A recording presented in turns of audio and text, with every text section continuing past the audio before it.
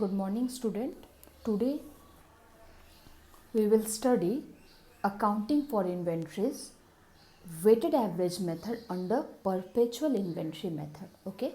The question is, following are the details of a space part of a Shriram Mills.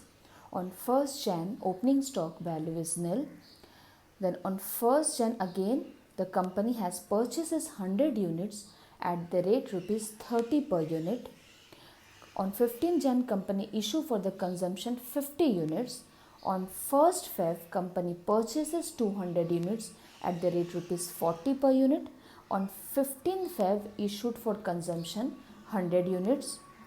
On 20th Feb, company issue for the consumption 100 units. On 1st March, purchases 150 units at the rate rupees 50 per units. On 15th March, issued for the consumption of rupees 100 units. Okay. Find out the value of stock as on 31st March 2017. So this is the pro forma. Okay. Date, purchases, issues and balance. In perpetual account inventory method, we will write purchases because company doesn't open the purchase account over here. Okay. So on 1st Jan, the value is nil. So we will start from the purchases, that is 1st Jan, company purchases 100 units at the rate rupees 30 per unit. तो 1st Jan 100, rate क्या होगा 30 rupees, then value will be 3000 rupees. On 15 Jan, company ने issue किया है 50 units, तो quantity में आप 50 units लिख लो. Now what will be the rate? Rate will be this amount because there is a single purchase only. तो 30 rupees, the value will be 1500. Okay. Next, तो what you have balance, what you have in balance, then 100 unit was there, 50 subtract the 50 units, so balance will be 50 units and rate will be same 30. That means balance will be 1500 amount. Clear? Now on 1st Feb,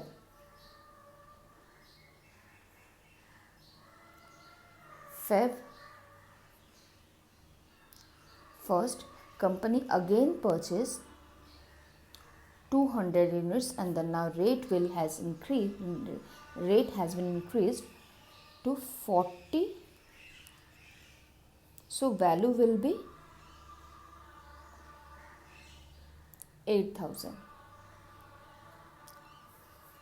Okay, there is no issue. Here you can write like this.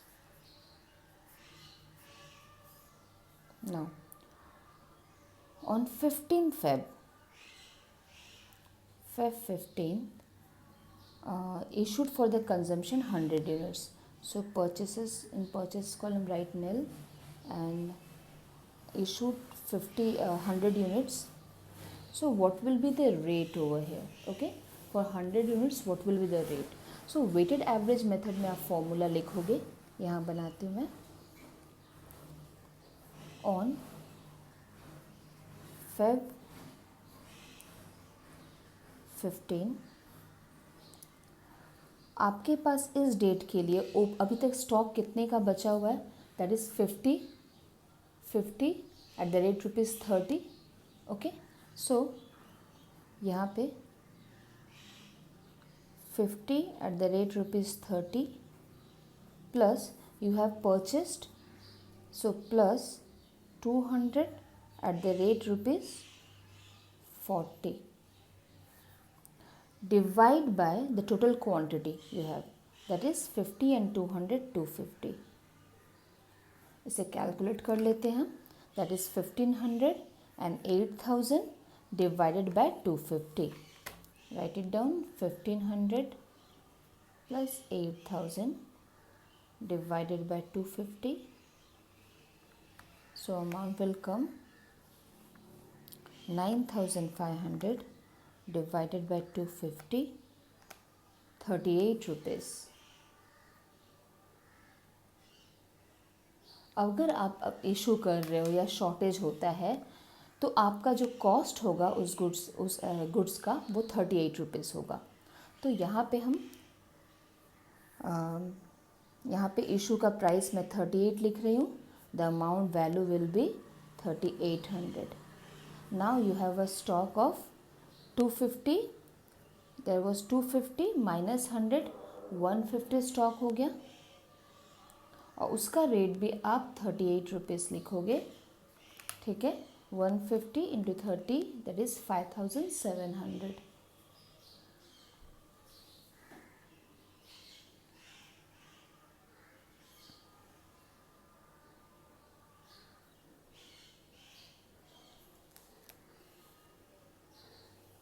Okay. मैं यहाँ पे एक line खींच सकते हैं.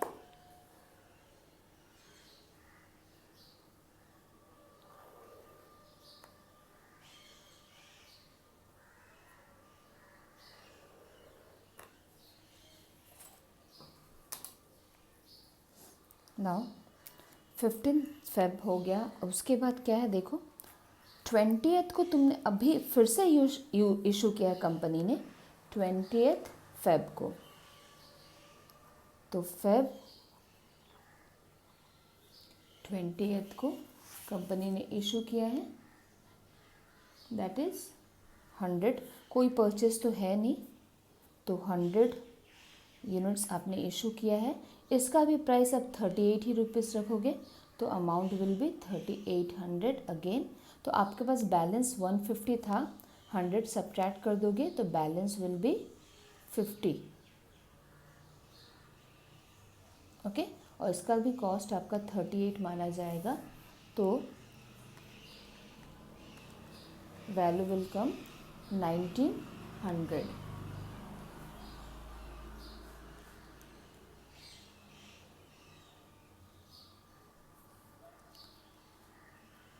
यहाँ पे भी आप एक लाइन खींच सकते हो.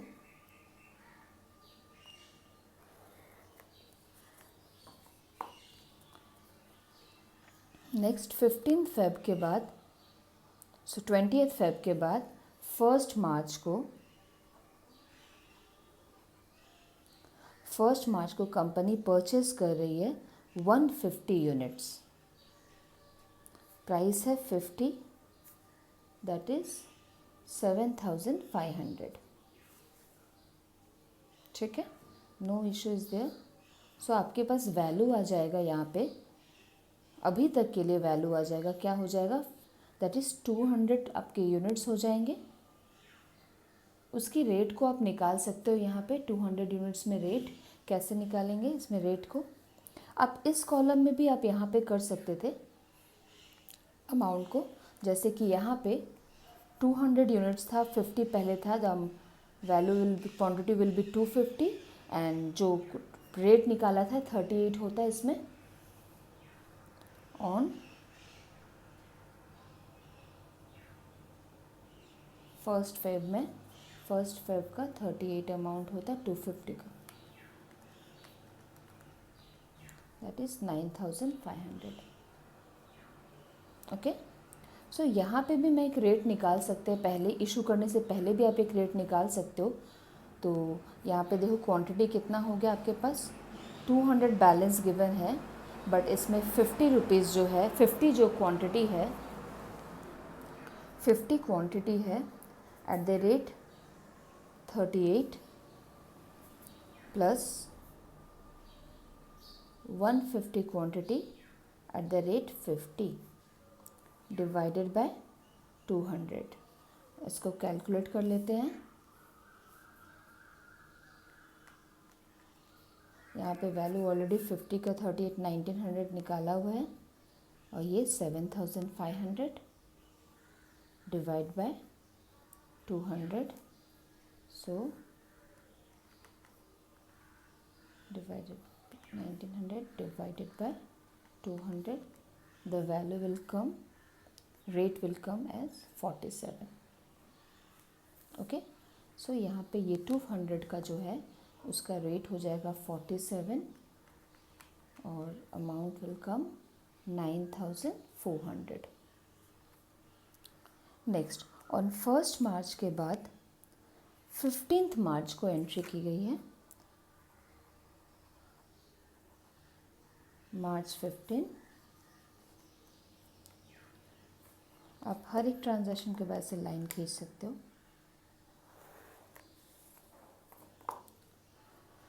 15 मार्च को अगेन इशू किया गया है तो परचेस में नील रख दो, इशू है। तो यहाँ पे कॉस्ट को हम 47 रुपीज़ ही लेंगे, तो वैल्यू विल बी 4700। आपके पास बैलेंस 200 से 100 आप सब्ट्रैक्ट करो, आपके पास 100 बैलेंस है and cost will be 47।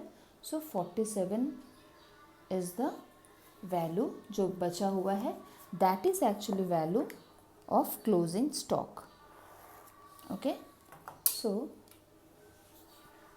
Last में आप लिख सकते हो कि 47 जो हो गया 100 रुपीज़, 4700 ये वैल्यू ऑफ क्लोजिंग स्टॉक आ गया, that is cost of closing